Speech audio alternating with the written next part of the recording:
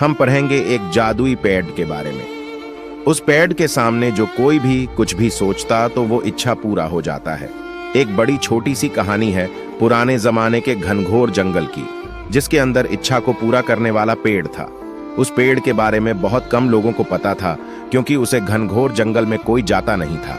एक ऐसा जंगल जहां सूरज की किरणें भी बहुत मुश्किल पहुंच पाती थीं। एक बार एक कलाकार वहां से निकल रहा था और उसे उस पेड़ के बारे में कोई अंदाजा नहीं था। अब सहयोग यह था कि इस पेड़ के नीचे आराम करने के लिए रुका। अपने साथ घर से खाना लाया था। उसने खाना खाया और उसने सोचा कि थोड़ी देर आराम कर लेता हूं, नींद ले लेता हूं, उसके बाद चल दूंगा। और जब वह सोया तो उसकी नींद इतनी लंबी रही कि वो सीधा शाम में जगे। तब तक आसपास अंधेरा हो चुका था। उसे लगा कि अब तो मुझे यहीं रात बितानी होगी, इसके अलावा मेरे पास कोई चारा नहीं। फिर उसको भूख लगा और उसके दिल में एक इच्छा जागृत हुआ कि कहीं से खाना मिल जाता तो मैं पेट भरकर खा लेता।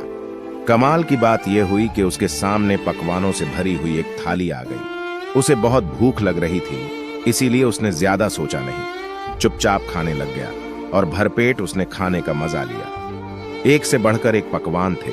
उसने खाना खा लिया तो उसके मन में एक और इच्छा हुई कि कहीं से कुछ पीने को मिल जाता। उसके सामने शरबत के 2 बड़े बड़े ग्लास आ गए। वह बहुत खुश हुआ और उसने वह शरबत भी पी ली। और यह नहीं सोचा कि यह कहां से आ रहा है। उसके मन में एक और इच्छा हुई कि जब इतना सब कुछ हो ही रहा है तो कहीं से तकिया आ जाता, सिरहाने लगा लेता। ऐसे पेड़ के यहां आराम करने में दिक्कत आ रही है। उसकी आंखों के सामने कमाल यह हुआ कि उसको तकिया सिरहाने लगी मिली। सिरहाने रखने के बाद वह जब आराम के लिए लेटा तो बस यह सोचने लगा कि यह सब हुआ कैसे।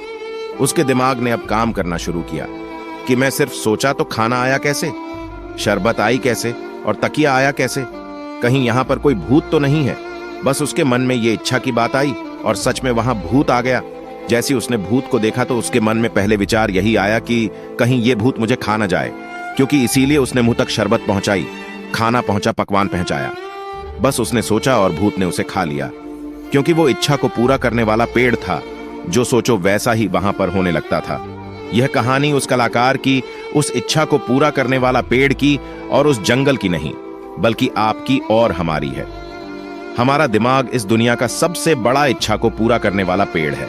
लेकिन कमाल की बात यह है कि हम हमेशा नेगेटिव सोचते हैं और वैसा ही घटने लगता है। बारिश हो रही होती है और हम ये सोचते हैं कि कहीं बीमार ना पड़ जाए, और फिर बीमार पड़ जाते हैं। जब हमारा व्यापार शुरू करते हैं, बिजनेस शुरू करते हैं, तो मन में थॉट आता है कि कहीं घाटा ना हो जाए, घाटा ना हो जाए। घाटा भी होने लग जाता है। नौकरी में जाते हैं तो सोचते हैं कहीं आज बॉस ना डांट दे, और बॉस डांटना भी लगता है। हम हमेशा उल्टा ही सोच रहे होते हैं। सोचते हैं कि कहीं बच्चा ना गिर जाए, बच्चा गिर जाता है, उसे लग जाती है। जीवन में जैसा सोचेंगे, यह इच्छाओं को पूरा करने वाला पेड़, जो कि आपका ब्रेन है, यह अवचेतन मन उन्हीं सारी चीजों को पूरा करने में जुड़ जाएगा। इसकी सारी शक्ति आपकी सोच को जागृत करने में, उसको साकार करने में जुड़ जाएगी। इसीलिए छोटी सी कहानी का सार यह कहता है, जैसा सोचोगे वैसा पाओगे। इसलिए सोचना पॉजिटिविटी के साथ शुरू कीजिए, वरना जीवन में आपका इच्छाओं को पूरा करने वाला पेड़ एक भूत को लेकर आएगा और वह भूत आपको खा जाएगा।